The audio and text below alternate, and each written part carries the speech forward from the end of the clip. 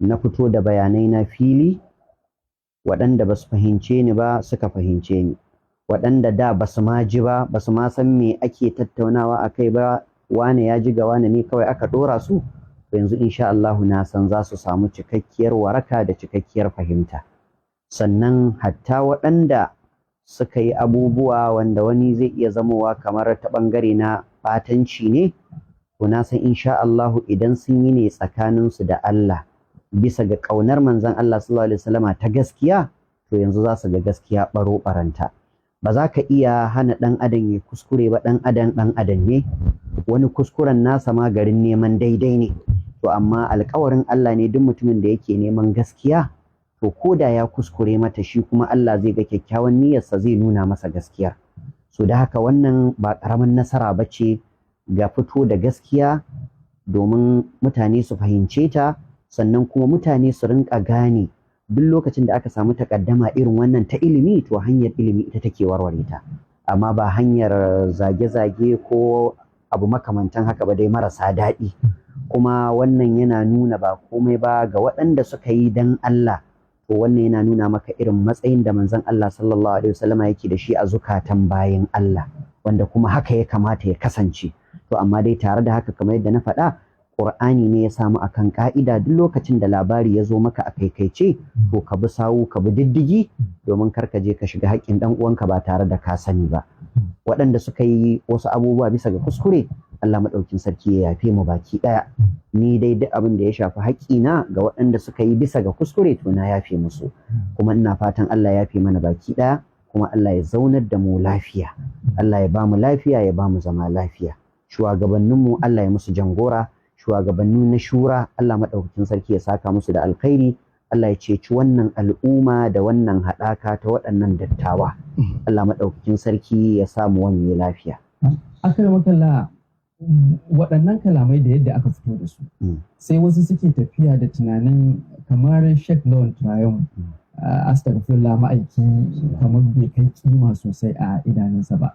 Me za ka faɗa dangane da al'ummar da ƙila su tafi da wannan tunani? Wal'iyazu billah, wal'iyazu billah. Hakika daga cikin hanyar da ake gane soyayya shine ya zama kullum ambatan masoyinka shine a bakinka, shine a zuciyarka, shine kake ƙoƙarin kwaikwayo. Wannan ita ce hanya da alama ta gaskiya, ta addini da ta lafiyayyen hankali, yadda ake gane wane yana son wani.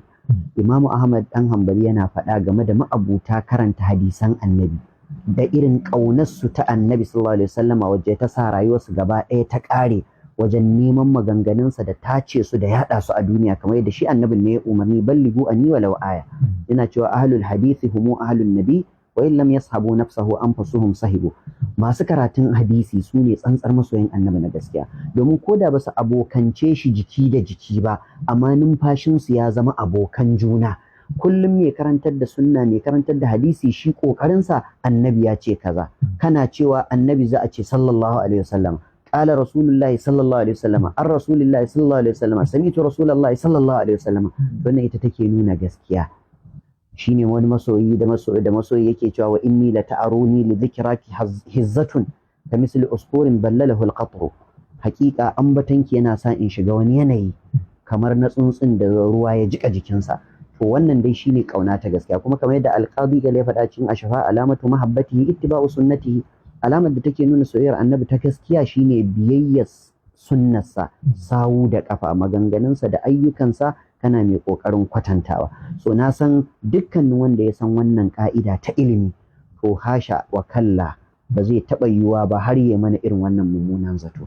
To amma ga waɗanda kai musu haƙuri, ilimi mataki-mataki ne, la'alla su ba su fahimci wannan ƙa'idar ba ta ilimi da kuma ta lafiyayyen hankali, yadda ake gane masoyin gaskiya. Su sai suka ɗauki soyayyar wani abu ne can daban, waɗannan abin ka tausaya musu ne, abin ka ilmantar da su ne, abin ka dawo da su daidai ne. Allah maɗaukin sarki ya dacar da mu. Ba haka bane. Ba haka bane. Shi kaɗai ka fi so, kamar shi kaɗai na fi so sama in ka cire Allah, bani da masoyin da ya fi manzon Allah. Allah kam shi ne a gaba, shi kuma soyayyarsa ba ta yiwa sai da biyayyar annabinsa. Qul in kuntum tuhibbuna Allah fattabi'uni. Allah ya ce in da gaske kuna so na to ku bi masoyina. Wannan shine kolulawa. Manzo Allah sallallahu alaihi wasallam kuma ya ce mana ba za ku taba zama masu imani ba sai kun so ni sama da kanku, sama da iyayenku, sama da ƴaƴanku. To wallahi wannan shine abin da muke akai. Muna iya sabawa da kowa akan manzon Allah sallallahu alaihi wasallam. Allah ya ƙara masa aminci, Allah ya ƙara masa daraja, Allah ya ƙara masa ɗaukaka, Allah ya burin ƙasa sunnarsa ya zama ta mamaye ko ina da ina a duniya, ya zama ko ina ambatansa ake yi sallallahu alaihi wasallam. Daga ƙarshe akramakallah, akwai ire-iren al'umma wanda mu ma muna ciki, wanda wasu kalaman da aka yi amfani da su mu a nan ake cewa kamar malam kalmomin su yi nauyi. Me za a ce ga irin waɗannan al'umma? Hakika kowace al'umma tana da al'adarta. A al'adar ƙasa Hausa da kaciya da shayi duk abu ɗaya ne, sai dai kamar yadda masana Hausa suke faɗa akwai yaren yara akwai yaren manya. Akwai kalmar da ba kuskure ba ce amma ba a gaya wa babba. To irin wannan na yadda da wannan 100% abin da ya fi aula ka ce shayi sama da ka ce kaciya, tare da cewa kaciya ba kuskure ba ce, amma li kulli maqamin maqal. Larabawa suna cewa da malamai kowane waje akwai abin da ya kamata a faɗa a wajen. Allah ya samu dace. Aka yi muna maka fatan alkhairi, kuma muna fata insha Allah kamar yadda aka yi zaman tattaunawar nan aka cimma matsayar cewa duk abubuwan da za su iya kawo irin wannan rudani cikin al'umma malamai za su guje su. Muna karfafa ka akan da'awa da al'amura da ake yi na kokarin a tsaftace addinin musulunci da kuma tabbatar da tauhidi. Muna kuma maka fatan alkhairi, Allah ya kiyaye gaba. Amin. Mala Yakubu, nagode amini na kusa. Nagode. Hali ne da dukiya ce gaba ɗaya, ka zo gida komi ya kone baka hita da komi ba sai da lafiya.